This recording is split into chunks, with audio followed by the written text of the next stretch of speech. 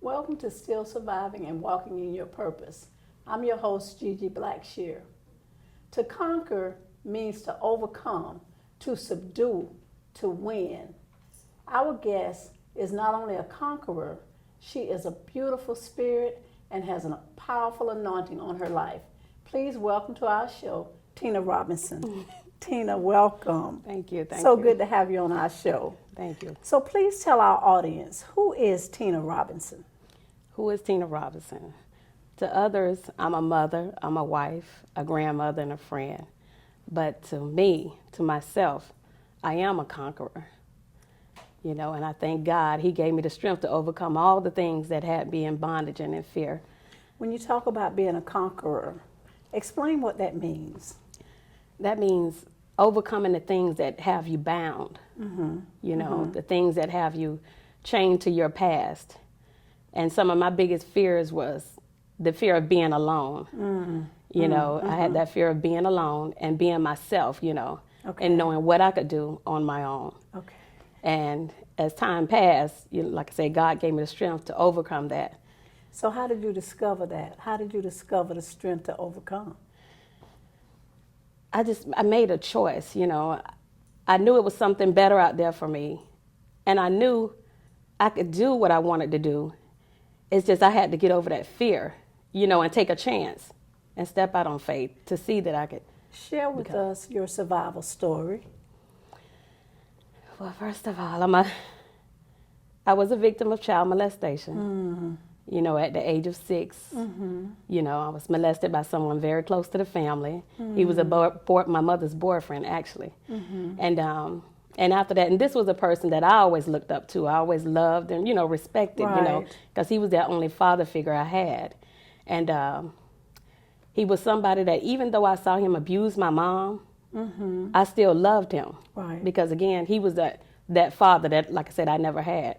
You know, and when he did this to me, that pretty much changed me as far as, oh God, I'm starting to mess up. Take your time, it's okay. Yeah, when he did that to me, that, you know, that even though I loved him, like I said, I looked at him differently because I was just a little girl, you know, and all I knew, I was just thinking of a 6-year-old, and then I started to wonder, is this something that happens to all 6-year-olds? And all children know to do is love. That's it. You know, until they're taught something else. They don't know anything else. So I can understand that confusion, like you said, for somebody that you know, that was close to you, to go from that person being a protector to being an abuser. At 6 years old, it had to be hard. It had to be hard to deal with. And watching my mom, you know, walk around as though everything was okay, that's where I learned to put on a mask and act like everything is okay, you know. You know, and then after that, you know, later moving out the household, you know, my grandmother getting custody of me, you know, I was with her, but even with her, you know, there was abuse there, but it was just her, you know, alcoholism. But back in the day, you just called, you know, you would just say grandma loved to drink. What they do. But it was later on I realized that was alcoholism, you know, and living with her, you know, I thought that I would be over the pain because now I'm stepping into my teen years, and I thought that I would be over the pain. But even though I was smiling, you know, because that was the mask I put on at the age of 6, you know, my mother pretty much passed her mask down to me. Taught you how to pretend that everything was okay. Yes, that was it. And, you know, even though I was outgoing and everything, I was still seeing that 6-year-old when I look in the mirror, you know. Those scars. So tell us, what was the thing that helped you to move beyond that? what helped me move beyond that, with everything that had gone on in life, I realized I had to forgive him. Forgiveness. Forgiveness. That was the key. You know, you have to forgive in order to move on. You know, because as long as you hold the bitterness inside, the hatred and the, you know, the bad memories, it's as though you're chained to your past. You know, so forgiveness was the key for me. You know, and once I forgave, those chains was broken. Powerful forgiveness. You know, yes. Yeah, forgiveness is a powerful, powerful tool. And especially when you go from one cycle of abuse to another, there has to be something, there has to be an anchor somewhere. And it sounds like for you, forgiveness was that anchor. That was it. And even the situation with your grandmother, even though going with her, there was still some abuse, it wasn't as bad as it was. It was what you were coming from. So you were able to move maybe away from it to get to a place of safety in order that you could kind of get better. Things would get better for you. Things would get better for you. You know, as difficult as your story was, the fact that you were able to forgive that person is a true testament to who you are and what God put on the inside of you, that ability to forgive.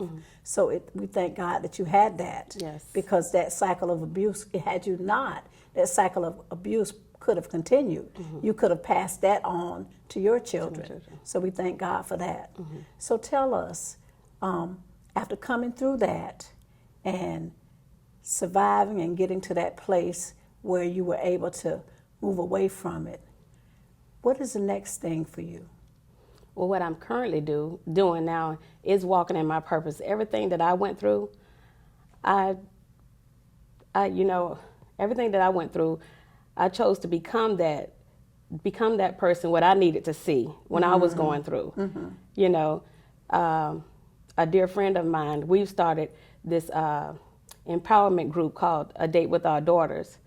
You know, and what we do, we get mothers and daughters together, you know, and we do, you know, a date night, whether it's at a restaurant or a beach or something, and we just get together, you know, just trying to build that relationship between mothers and daughters, and we talk, you know, we tell our testimonies of what, you know, God brought us through, and we open the door for our daughters to speak, you know, just to get communication back to, you know, communication back on the table so they can see that even though we're mothers, they can know our stories as far as the mistakes we made or what we all had to go through, you know, so like I said, so it can open the door for them to speak if they need to, you know, if there's something in them that they need to get out and speak about. Oh, that is awesome. That is so awesome.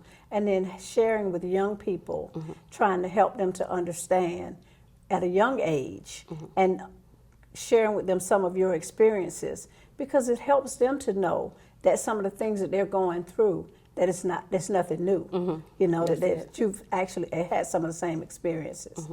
We're going to come back with Tina in just a moment to find out what's next. We are back with Tina Robinson. Tina, you shared with us your work with mothers and daughters. Is there anything else you'd like to share with our audience? Yes, it is. I recently published a book titled, Now I Know Who I Am Free. This book tells the life of a woman who grew up in an abusive household, who was a victim of child molestation, who later grew up to be in an abusive relationship herself. You know, this is the life of a woman who was on the abortion table 3 times, who was married and divorced, who had to watch her daughter live a lifestyle that she didn't agree with and still trust and believe that God would deliver her. It's the life of a woman who had to, you know, face different loved ones, you know, as they take their last breath. You know, it's the life of a woman who grew up not having a clue of who her father was, you know, and it was written just to show other women that they're not alone and that, you know, there's other people out there going through what they're going through, as you said earlier. You know, there's a scripture that says all things work together for good to those who love God and are called according to his purpose. And it says all things. It doesn't say all good things, but all things. That means the good, the bad, or the ugly. All of those things work together for our good. And when you get to the place where you can share those things, those hurtful things, those painful things, those things that have happened in your life, when you get to the place where you can share them to be a blessing to somebody else, that's when you know that healing has taken place. That's when you know that true deliverance has come, because somebody else is out there going through the exact same things that you may have experienced. They don't know that they can survive. They don't know that they're going to come through on the other side and be better for it.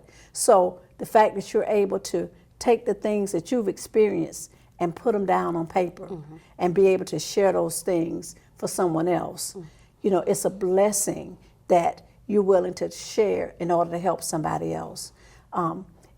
Just the example that you're set of moving forward with your life and then being able to do things that can help someone else is truly a blessing.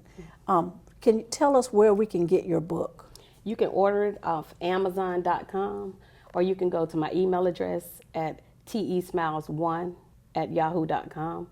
Okay. And you can go there and purchase it or order. All righty. Tina, thank you so much for sharing your story with us. It has been such a blessing. I know that it is going to help someone. It's going to encourage someone. Thank you so much. Thank you. Next, we're going to hear from Dr. Mia Wilson with some additional resources. Welcome back to Still Surviving and Walking in Your Purpose. We are here with Dr. Mia Wilson. Dr. Wilson, welcome back to our show. After listening to Tina's story, what kind of resources could you provide for us for someone that may be dealing with an abusive situation? We know that from Tina's story, her abuse started as a child, as a young child. Are there some resources that you can provide that might help someone that may be going through something like that? Yes, thank you, Gigi. There's several resources we have in our city. We have the women's group. Sometimes, even if you have abuse as a child, a lot of times we keep it a secret. Right. And that secret just continues to keep growing, you know, and sometimes it becomes a family secret. And it continues, you know, we carry that throughout the years, and it starts affecting us even in adulthood. As adults, right. And so we have like the Women's Center that you can, that holds different types of support group, getting involved in an empowerment group for women. You know, we have a lot. There's several that are on the meetup groups, some that are in churches and ministries, conferences. Also, you know, getting involved in counseling. You know, going to counseling, even if that, because we're talking about trauma. You know, Right. even if we witnessed it. And sometimes we don't normalize it because we're so enmeshed in it. Right, that's what we know. Right. It gets to be. Exactly. Okay. And so we develop these survival skills, and then they end up just kind of manifesting in our adulthood, and we don't know why things are happening the way they are. You know, Right. just we keep getting into dysfunctional situations. Let me ask you a question. For a child that is being abused, do you think that at times there are other people outside the home that may be able to intervene? Because when you think about a child, if the person that's responsible for loving them and caring for them and taking care of them, if that person is the abuser, what is a child to do? I mean, can neighbors or friends? Well, you know, this is where it comes to that it takes a village to raise a child. And so you have teachers, you have coaches, you have other family members. If they see something that's not right, something that's not going on, you know. A lot of times you have mandated reporters, you have that need to contact Department of Children and Family, and it's mostly about safety, you know, providing safety for that child, and making sure they're getting, you know, away from that abusive situation. Okay. So is there some websites or any kind of numbers that you could give, like telephone numbers that people can call, or just website address? Yeah, we have a 24-hour hotline that's called 211, which is an informational hotline that you can contact, and they'll give you all kind of resources that's in the city that you can get plugged into. Okay, 211, just like 911. Yes. Okay. Dr. Wilson, thank you so much for sharing that information with us. We know that abuse is a very, very serious and painful thing So if you or anyone that you know, as Dr. Wilson said, if you see something, say something, so that we can stop this cycle of abuse. Thank you for watching Still Surviving and Walking in Your Purpose.